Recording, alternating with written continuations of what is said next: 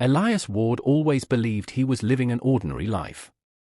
Working late nights as an archivist in a quiet coastal town, he spent his days surrounded by forgotten records and dusty documents. Everything changed during a violent storm when he discovered a hidden compartment inside the archive walls. Buried within it was an old envelope addressed to him. The letter had been written decades earlier, yet it carried a chilling warning meant specifically for him. As thunder rattled the building, Elias read the message over and over, unable to understand how someone could have known his future. A growing sense of dread settled over him. The archive felt different, as if unseen eyes were following his every movement.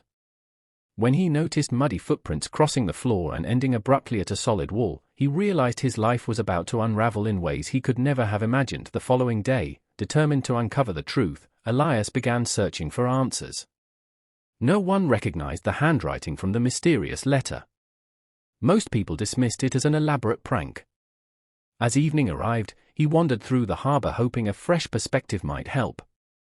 Instead, he encountered an elderly fisherman named Rowan whose reaction to the letter was one of pure terror. Rowan hinted that Elias's parents had not died the way everyone believed. Before he could explain further, he suddenly collapsed. With his final breath, he warned Elias to stay away from a place called Blackthorn House. The cryptic warning only deepened the mystery. That same night, Elias noticed a lone figure standing beneath a distant street lamp outside his apartment. The stranger remained completely motionless for hours, watching silently before disappearing without explanation as dawn approached.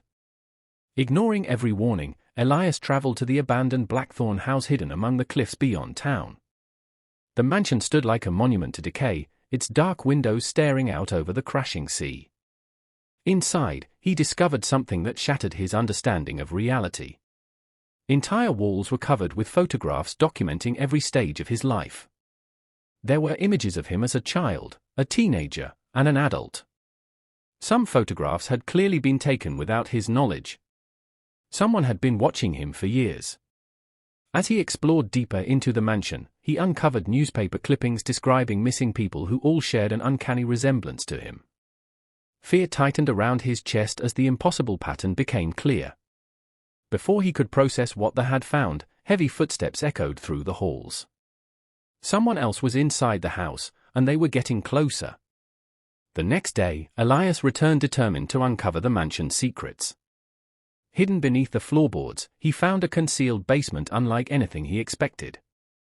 Medical equipment lined the walls. Dust-covered notebooks contained strange observations and experimental records. Among the scattered files were birth certificates carrying different names but identical photographs. Every document featured his face. Some records dated back decades. Others stretched impossibly far into the past. The deeper he searched, the more impossible the evidence became. Then he discovered a videotape left behind in the darkness. On it, a frightened woman identified herself as his mother. Her warning was horrifying. She spoke of secret experiments, human replicas, and powerful individuals determined to control life itself. Before the recording ended, masked figures burst into the room. The screen cut to black, leaving Elias with more questions than answers. Following the clues hidden within the basement records, Elias tracked the mystery to an abandoned research facility buried beneath a nearby forest. The underground complex stretched far beyond anything visible from the surface. Although officially closed years earlier, signs of recent activity were everywhere. Inside, he met Mara Quinn, a former scientist who had spent years hiding from the organization responsible for the experiments. She revealed a truth so disturbing that it threatened to destroy everything Elias believed about himself. According to Mara, he was not the first Elias Ward. He was one in a long line of replicas created through secret procedures designed to preserve consciousness and extend human existence indefinitely. Every version before him had disappeared under mysterious circumstances. Elias's entire identity suddenly felt fragile and uncertain. Together, Elias and Mara ventured deeper into the facility. There they discovered rows of sealed chambers stretching into darkness. Behind each glass enclosure rested another version of Elias. Some looked younger. Others appeared much older. Every face belonged to him. Every body represented a life he never knew existed. The sight was enough to break any remaining certainty about who he really was. As they struggled to comprehend the horrifying discovery, alarms erupted throughout the complex. Red warning lights flashed across the corridors. Security systems activated. While escaping through the maze-like hallways, Elias noticed one chamber standing open. Unlike the others, it was empty.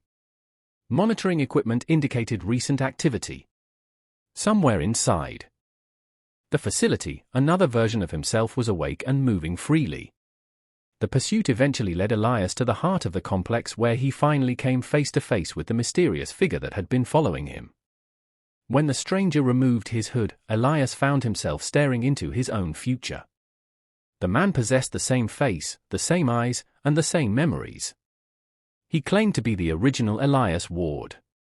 Decades earlier, he had volunteered for an experimental project that spiraled beyond anyone's control. Whenever the organization feared exposure, they transferred his memories into a new body and erased evidence of previous versions. Yet fragments of awareness always survived. Every warning, every hidden clue, and every mysterious message had been left behind by earlier versions attempting to break the endless cycle. The original Elias pleaded with him to destroy the facility once and for all before another transfer could take place. Determined to end the nightmare, Elias triggered a catastrophic overload within the facility's core systems. Together, he and Mara escaped as explosions tore through the underground complex. Fire consumed laboratories. Chambers collapsed.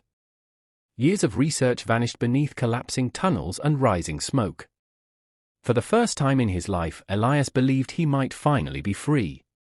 Months passed. He moved to a new city and tried to leave the horrors behind. Gradually, normal life seemed possible again. Then one quiet evening, while unpacking boxes in his apartment, he discovered an envelope hidden beneath the floorboards. The familiar handwriting instantly drained the color from his face. With trembling hands, he opened the letter and read a single sentence that destroyed his hope. It informed him that he had never been the final version. At that exact moment, a knock echoed through the apartment. Looking through the peephole, Elias froze. Standing outside was a smiling man with his exact face. Before he could react, the lights went out and darkness consumed everything.